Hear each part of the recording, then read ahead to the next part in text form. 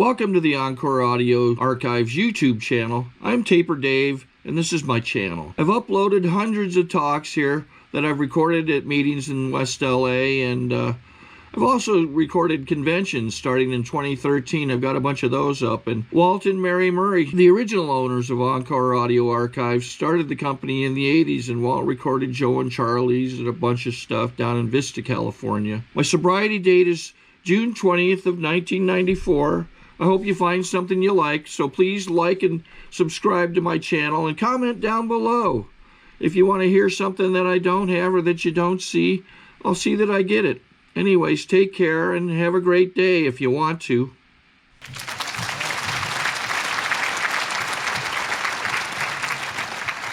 Thank you. Okay. Hi, I'm Susan C., and I'm a grateful Al-Anon. And I just want to thank you, Patty, for inviting me. I was so surprised. It took a little while to get the phone calls straight because, you know, we're anonymous. And so there are phone calls flying for this reason and that reason, and I had no idea who I was calling back or why I was calling her or why I was calling a guy or whatever. But finally we figured it out. And, you know, that's how the program works. It finally figures itself out. And I don't have to do much. I really don't. But sit back and enjoy what God has given me. Now, when I first came into Al-Anon, of course, I didn't have that higher power whom I call God today. And he's proven himself over and over and over again. And I do want to thank my wonderful husband who sits back and drives me and listens. He said he'd call me in the middle if I got nervous. Anyway, so if my phone rings, that's because my husband's calling me. Anyway, I wanted to start out with a story because it's such a wonderful Al-Anon story. I've been recovering for 32 years. I've been in the program, and I often go to AA meetings at least once a week. It's just helped my program tremendously. So this one day at lunchtime from work, I scooted off and I was at my favorite place, and there's a lot of people that attend this meeting. There was a parking spot, and it was so clear that I had to do parallel parking, okay? And I haven't parallel parked in a long time. So there was this brand new, spanking new truck on one end and then another wonderful car in back of me. It took me 5 to 10 minutes to parallel park. I wanted to get it perfect. I wanted to be so far from the curb, and I wanted to make sure the guy that had the nice truck would have enough room to get out, and I wanted to make sure the guy behind me had enough room to get out. Now, these folks didn't know me, but I wanted them to like me a lot. And I said, I'm going to the wrong meeting. Well, that isn't the end of the story. So I did this great job. You know, I thought I did a great job. And so I started to walk into the meeting, and there was a little driveway, and the driveway said, no parking. But, of course, people park there all the time. It's just lunchtime, and they park there anyway. And there was a little spot. And out of this little car whipped out of the handicap zone. He was obviously dropping somebody off and started to fit into this little spot where it said no parking, and he backed up and pushed the car behind him out of the way and left his car and went into the meeting. And I thought it was hysterical. I got into the meeting and I said, that's the difference between AA and Al-Anon. That's the difference. I don't have to say any more. You guys know what I'm talking about.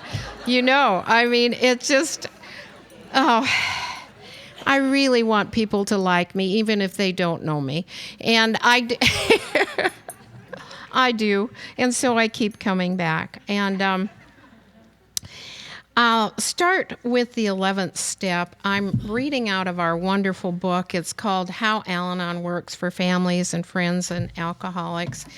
And it says here on page 63, in the past, most of us said frantic prayers in the hope that God would do our will and give us what we wanted. But our experience has shown us that our will often gets us into trouble and generally leads to disappointment in the end. Most of us have learned the hard way that the only will worth pursuing, the only guidance worth praying for, is knowledge of the will of God. Only God knows what is best for all concerned. So our efforts to strengthen our spiritual lives focus on seeking only God's will and the power to carry it out. For no matter how weak or uncertain we may feel, tremendous power is available to us when we turn to the source of unlimited power. With such spiritual help, we can accomplish previously unmanageable goals, even the goal of living happy and gratifying lives. And that's why I read the literature.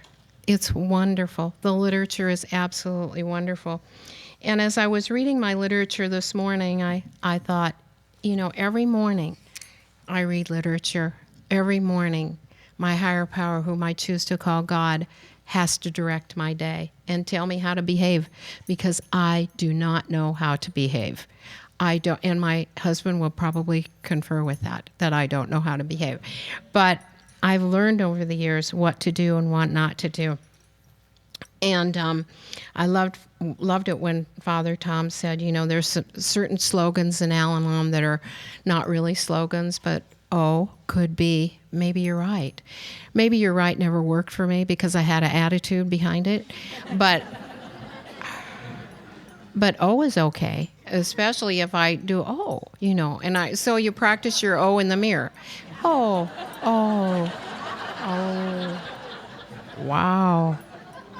Cool, could be, yeah. Wowie.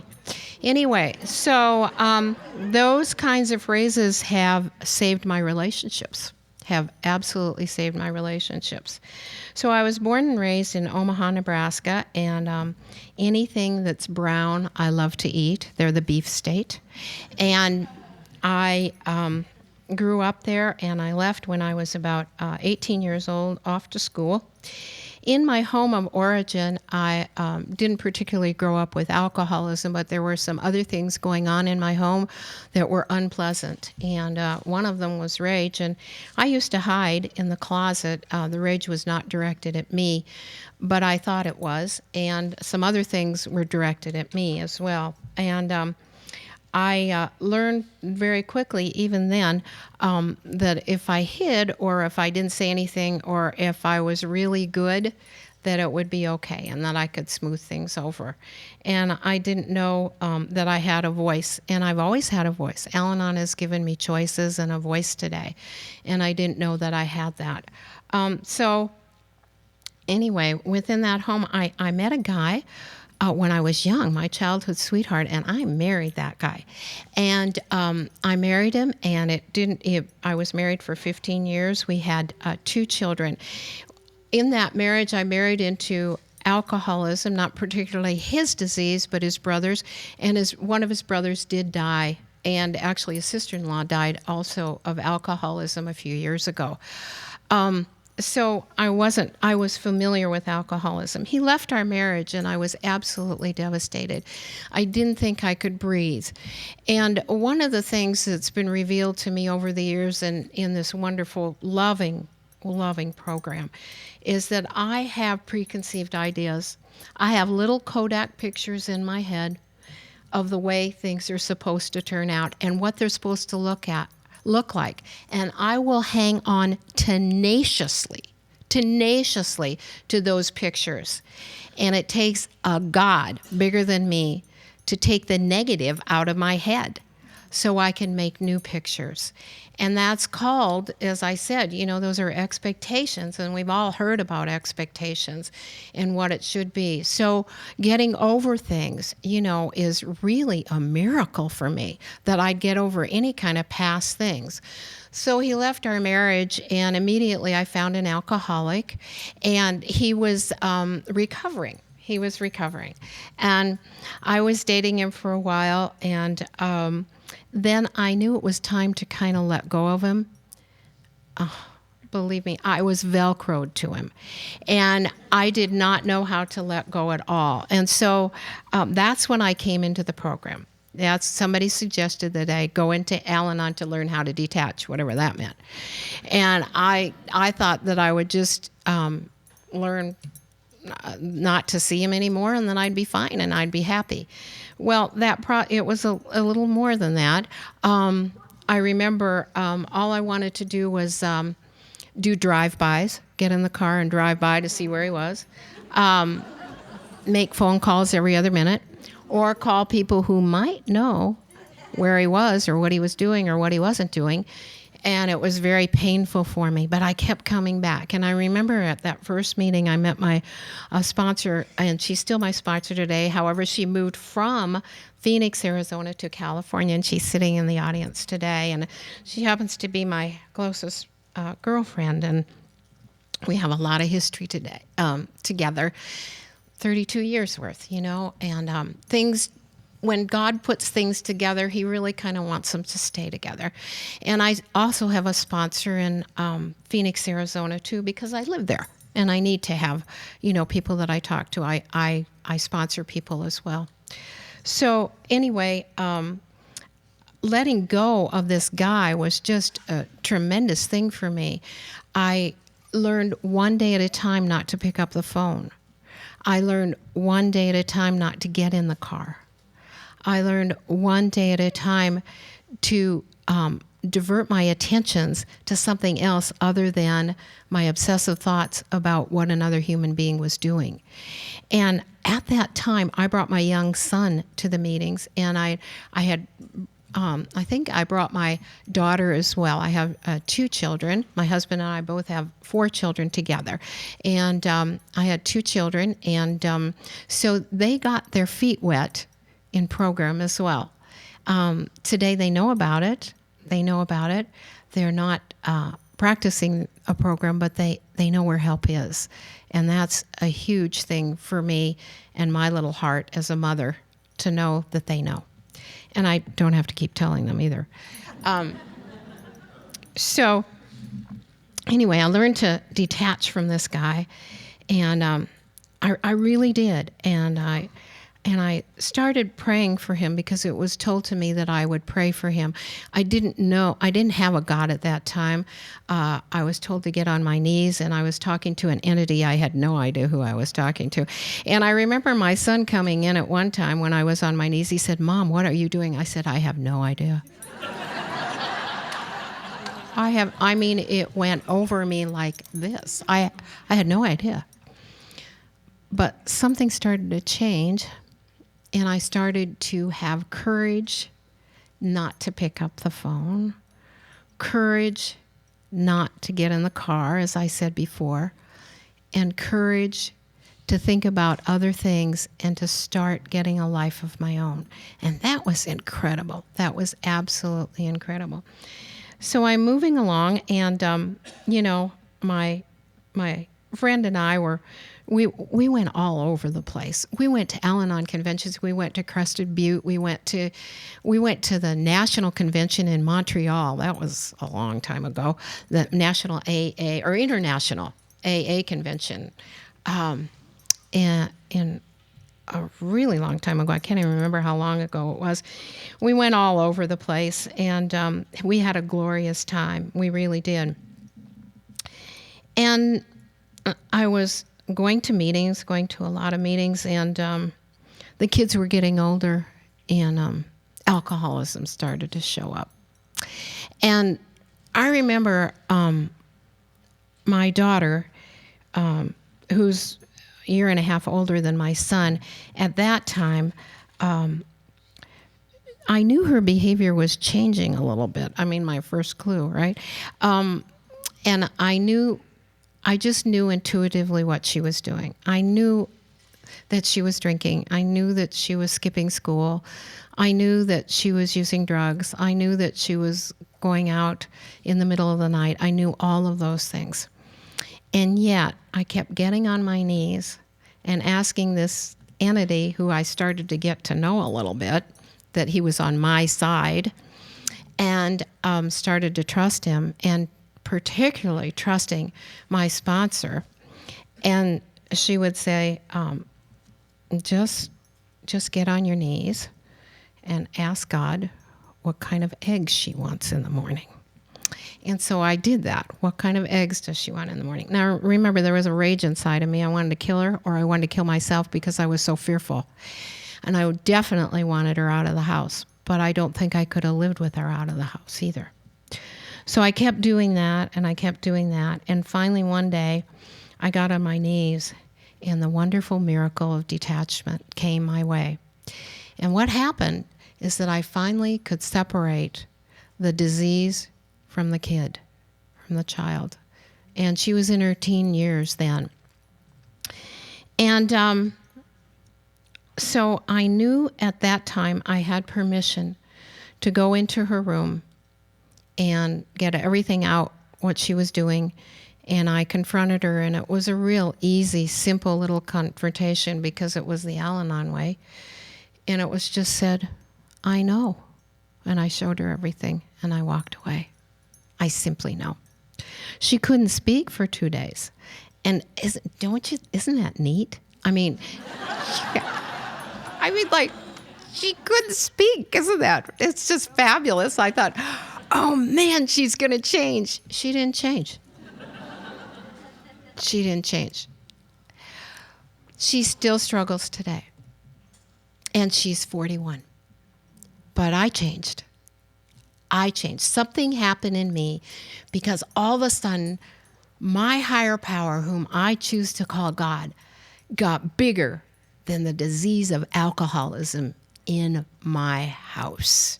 And yay for God, right? Yay for God, right? It took a lot of work, So I have a lot of stories, and this is just from some of the stories that I have when they were growing up. And meanwhile, I was paddling hard. I was going to meetings with my sponsor and other people, and they were 40 minutes away, and we'd go 3 times a week, no matter what, and at least one step meeting a week. And I was calling her every day. And you know what? That hasn't changed. That has not changed. Things don't change. Why change something good? Why change something that works out? And so I was doing all of that, but I don't drive 40 minutes anymore. I have a home group. It's in my home. It's called My Home Group. So if you're ever in Phoenix at 5:30 on a Monday night, we have a 12 and 12 study with about 15 to 30 people every Monday night. For years, I've had it. It's wonderful. And I want to tell you something. I couldn't do it unless my husband said yes, because it's his house too. And he said yes. He doesn't mind all those women coming in. It's really okay. And so, and there was another meeting that I knew through the 11th step that I was had an inkling, a tug to start another meeting on Saturday morning, which I did, and my husband named it the Lighten Up meeting. And there's a lot of joy there. There's a lot of joy in our meeting. So anyway, I just wanted to tell you one of these stories. This was just a riot.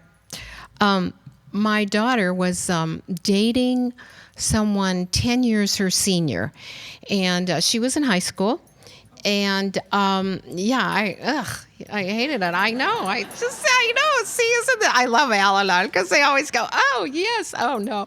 There's all this identification, so I don't feel alone, like I'm not crazy. So I hated it. Of course I hated it. And he, which was worse, he lived behind us. Yeah, I know. Isn't that awful? I know it. Oh, it was terrible. So this story is around. I think Patty heard this story, but I like to tell it because it's so profound. Sorry to interrupt your viewing. Taper Dave here. Just wanted to take a second to ask you to like and subscribe to my channel. Let me know if you like what you're listening. I've got some very good talks here, and this one's a great one. Just curious, do you think this is better than Zoom? Tell me what you think. So she was on the roof skipping school one day, and I happened to look out my kitchen window because you look out your kitchen window, right? I mean, the sink's there. The blinds are open. I'm looking out the kitchen window, and I happened to catch a glimpse of 2 people on Patrick's roof. And guess who the 2 people were? Patrick and my daughter. And they were partying. And they were having a great time, and they were drinking and sunning and doing whatever they were doing. And Thank God they didn't fall off the roof. But they were doing, and I was just beside myself. I was furious. I was just in a total rage. And so I called my sponsor and I said, you won't believe what she's doing. She is out there partying with Patrick. And I went on and on and on and on and on and on. She always let me talk. And I went on and on and on and on and on and on and on and blah, blah, blah. And besides, da, da, da, da, da, da, da. And then finally, when I was done, she said, close the blinds.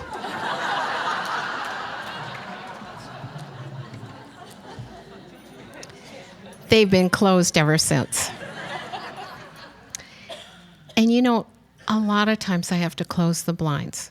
I have to look the other way, not in denial, but just as so was aptly put by Father Tom, that I have to mind my own business. God will tell me if it's my business. The 11th step will tell me if I need to say something. So anyway, she decided to go on a trip. Well, I didn't know she was going on a trip. And she was a teenager, and I get this call, and she's in California on one of your beaches. And I don't know how many beaches you have. Do you have a lot of beaches? Yeah, okay. Okay. I couldn't quite get out of her what beach she was on, but she called and she said, Mom, I'm on the beach. Oh. I mean, I thought she was at home. Okay. She was on the beach. Oh. And she said, I don't have my purse with me. The people whom I was with, they seem to have left me, and I don't know what to do. And I started to panic, and then I remembered God, and I remembered my Al-Anon program, and I said, well, honey, it'll work out. And we hung up. You know what? It worked out. She got home. It worked out, and she got home. But my immediate response was, I wonder how many beaches there are in California, and if I could fly over, how soon I could get there for her to tell me which beach she was on so I could pick her up and take her home. Now, I'm not saying that I don't ever get to interfere or ever get to do stuff, because I do. I wanted to kick her out of the house, and I never got to. I got to love her through her disease. And that love, that unconditional love that God has given me, I got to extend to her, and today we have a great relationship. She's still on prescription drugs. She still drinks. And I love her. We have a great relationship. And that's a miracle, and that's the miracle of the program. So I never got to kick her out, but then when she did get out of the house, I never got to let her back in either. So, you know, I never know whether I'm going to give money, not give money. Sometimes you do, sometimes you don't. Sometimes you pick them up, sometimes you don't pick them up. And it really isn't any of my business. It's really my higher power's business, what I do and what I don't do. I've learned the 3-day rule. If you don't have an answer today, which I never have the answer for the day because I'm impulsive, wait 3 days. And if the answer doesn't come, wait 3 more days. And if the answer doesn't come, wait 3 more days until the answer does come. And I'll never forget, I was told this is a long time ago when I was letting go of the guy. And I said, the pain is so great, I don't think I can live through this. How long will it last? She said, a week from Tuesday. So, one Tuesday I woke up and it was gone. It was gone. So that's the miracle of the program. Now, what did I do in the meantime? Just for today. That's what I was always told, just for today. I won't try to improve or regulate anybody but myself. Just for today, I can adjust myself to what is. I don't have to solve my whole life problems at once. I can do something for 12 hours that would appall me if I thought I had to keep it up for a lifetime. Constantly, the just for today's. Just for today, I can be happy. Oh, how nice. Just for today, I can give to the world. Oh, how lovely. I was dying inside, and all these just for todays were being thrown at me. But that was my only hope. That was my only sanity, my only serenity, is living in the moment of the day. That was it. That was absolutely it. So anyway, time marched on, and my son, he just was this super guy. He just did everything right in high school and just everything. And so he came home one day and he said, I have an in-house suspension. I said, really? Oh. Yeah, I was on the football team. He was on the football team, and I was drinking. Oh. So we went on to the in-house suspension, and so I just go, oh, yeah. And so I paddled like crazy again, just for today. I can take my luck as it comes and fit myself to it. This is the way it is today. Who knows what's going to happen with all of this? So the just for todays have been like gold to me, bringing them into every situation. I never understood that just for today that I would do somebody a good turn. I thought that I had to knock on people's doors and bring them presents. And all of a sudden it occurred to me that just for today, doing somebody a good turn and having them not found out is keeping my mouth shut. They never know when I have an opinion. And keeping my mouth shut. Or just for today, I'll pray for someone. They'll never know that. They don't have to know that. It's a very anonymous program. It really is. And I'm grateful that it's anonymous. I really am. So as we go along through the years, my son was living with a gal, and they moved to Phoenix. And she has 2 children, and they are now 19 and 14. And they hadn't gotten married yet. They're married today, and they have another son who's 3. And they were living in Phoenix, and they were living about a half hour from me. And I had trouble. Not trying to improve and regulate. I had trouble not having an opinion. I had trouble with all of it. And so I took it to my higher power, and I started to talk about it to the people that I talk about it with. And it became obvious that I needed an attitude change. And so I prayed for an attitude change.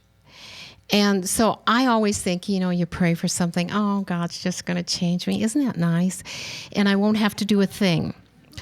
I've always had to take some kind of action, always. So I prayed for this, and my son was being transferred to another part of the country, to Colorado. And they were moving, and they were getting out of the house. They needed a place to stay. They needed a place to stay with 2 children. Was it 2 dogs and 2 cats? I can't remember how many animals, but there were a lot of animals. And so my now daughter-in-law called and asked if, what was available and if it was okay. And I feel this little tap on my shoulder. It's a little tap. It's just a little God tap, right? And so I raised my hand. Oh, you can stay at our house. And I go, oh my gosh, who said that? I don't even like her. With the very raising of my hand, the very words that I spoke, the very positive words that I spoke, my whole attitude changed completely. And I fell in love with her that day. And I'm in love with her today. And they've been married for I don't know how many years now, and they have a 3-year-old son as well. But I have to change me. God helps me. He gives me the pathway, and then I have to change me. And then they asked, we have 2 dogs. Oh, sure. You can bring your dogs. A cat. I hate cats. Sure. So we had them all. Did we have a partridge in a pear tree? I can't remember all of the ones that we had. I'm looking at my husband. I can't remember exactly. Anyway, so with that act, I fell in love with her, and that's really neat. And so my daughter married a guy, I think it's been almost 18 years ago now. And in that marriage, it started out real cozy and real comfortable. And he happened to be a raging alcoholic. And with my daughter's drugs or prescription drugs and her alcohol, it got to be pretty hairy. And they have 4 children today. They have 4 girls. They are now 15, 13, 11, and 8. And they live about 2.5 hours from us. Anyway, I always wanted to say something to my son-in-law. And you know how you say the 3-day rule? Wait 3 days? 3 days, 3 days, 3 days, 3 days. 17 years later, I got to say something. 17 years later. But when I got to say one little thing, and it wasn't a big deal really what I said, God made an opening and my attitude started to change. And that's incredible. And that's the power of this program. Because I'll tell you something, I can be locked up in attitudes and what I think everybody should be doing and how my picture should be in my head, and they're not doing any of it. And my world, and it's been told before, at this convention, my world Roundup, my world gets smaller and smaller and smaller and smaller because I'm easing people out. In our literature, and I'm not sure if it's in this book or the 12 and 12 or wherever it is, there's a line that says, don't elbow God out. And I thought that was really good. And it's a really good thing to remember, not to elbow him out. So anyway, today I know that my daughter-in-law drinks. And my son sometimes is beside himself. He comes home and he takes care of the little one. And he hasn't been cared for.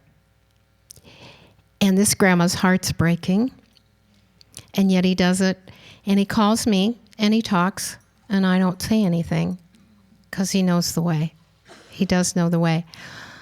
But I know, he said to me about 2 months ago, he said, Mom, thank you for introducing me to God. Now, he knows the way. He knows the way. And then last week, he said something interesting too.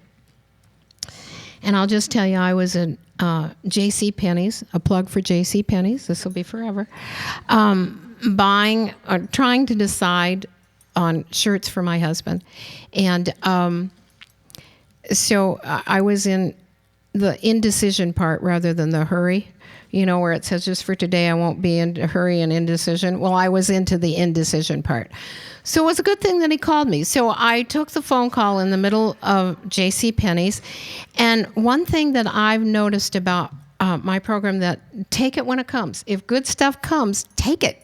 This was a good phone call. I knew that it was going to be a good phone call. And so I took the phone call, and it wasn't convenient, and it didn't really matter. Just for today, I'll adjust myself to what is, take my luck as it comes.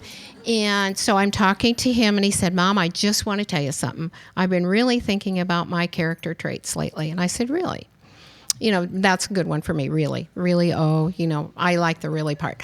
And he said, he named a few character traits, and he said, and I have some from you and some from Dad. Really? And he named the ones from his dad, and I knew they were from his dad.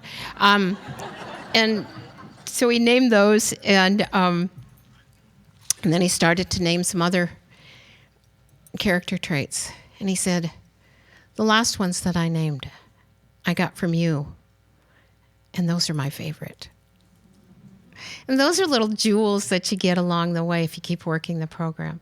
You know, God's big, he's real, he's in charge, he's on my side. You know, all those wonderful things that I have to remember always, always, always. And to count it, you know, to count it as good, because the restorative powers of this program are amazing to me, absolutely amazing. So this morning I woke up and I told my husband, who happens to be, I married him, well, we got married about 14 years ago. He's the love of my life. And I said to him, I want to go home now. Of course, I hadn't talked. I just want to go home now. And he said, you're having an Al-Anon moment. And I said, yes. And he also said to me, don't speak before God shows up. So I thought, uh-oh, we're in trouble. But anyway, so those are some of the good things that have happened. You know, if I keep plugging away and keep going to my higher power about everything in my life. About a little over a year ago, I guess it was in November.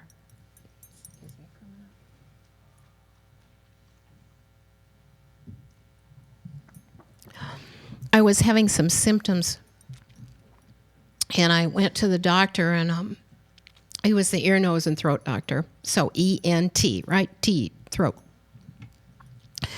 So I went to the doctor, and he was checking out my throat, and I thought, why is he checking out my throat? Oh, that's right, he's a T doctor, throat. And anyway, they discovered that I had thyroid cancer. And so they took my thyroid out. And I'm perfectly recovered now. You know, but I went through some stuff and radiation and all of that. I couldn't have done it without the people in the program. I couldn't have done it without prayer. I would have fallen apart. I just couldn't have done it at all. And those are the life circumstances that God has brought me through. You know, a divorce and breakups and children on drugs and alcohol. Surgeries and cancer, and it's over today. It's over today. But things pass. Things pass if you wait long enough. They really pass. And God has a way of turning things around for good instead of bad. And that's really good too, you know, to know. So in the desperation with my daughter when she was a teen, I remember getting the dreaded phone call that she had been arrested.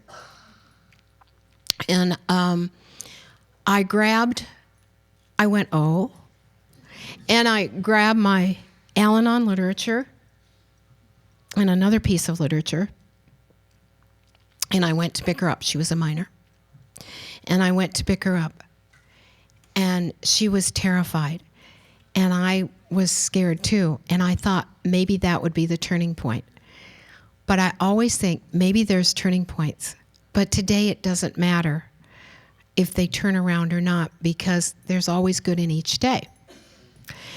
So the other night,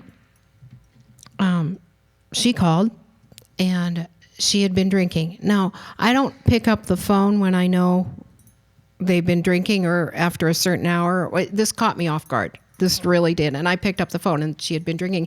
And her teen daughter was driving them home. Okay, she was the designated driver. And she does have her learner's permit, so it was legal. And I got off the phone, and I cried, and I made a phone call, and I did some writing about it, and I certainly prayed, and I got over myself, and it took a couple days, and in 2 days, my daughter and I were texting each other some hysterical stuff. Now, getting over stuff and not holding a grudge is one of the wonderful benefits of Al-Anon. You know, I can move through. Now, I have to move through. I can't get it. It's easy for me to get stuck. I have to be able to move through it and realize what my feelings really are. And being honest with my feelings, really being honest with my feelings. I mean, that was devastating to me. And, you know, some of the grandchildren are having troubles now. They're having troubles, and that's devastating to me. So I call and I cry about it, and I ask somebody to pray for me and do all the tools of the program that I need to do so I can go on with a life for that particular day. And it's amazing the relief that I get. Because I have a wonderful life today. I really, really do. And as I said before, just extending that wonderful love to my loved ones. And that former husband, he lives in the same city as my daughter. And we see them from time to time, he and his wife, and we're fine. And it's okay because there's no resentments. There's no animosity today. And that's huge. That's absolutely huge.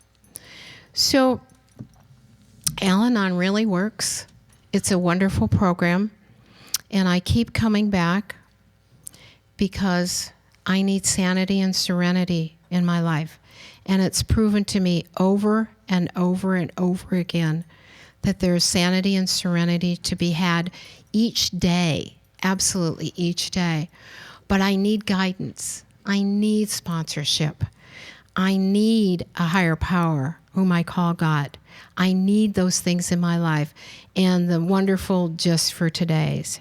That's it. That's it.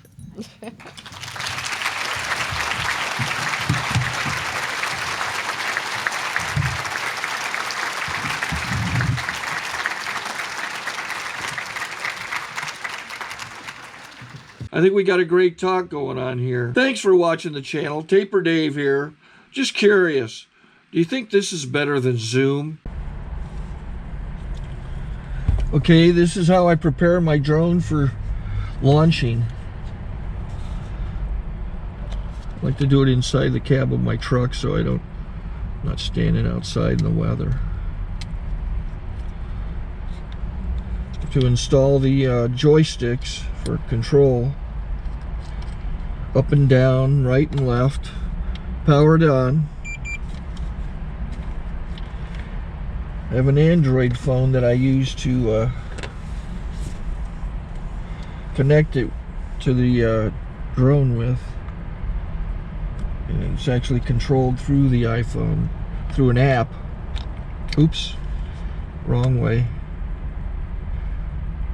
It's actually controlled through the iPhone, or through this Android phone, through the app. It's actually controlled through the Android phone, through an app, and you connect it through this short connection right here.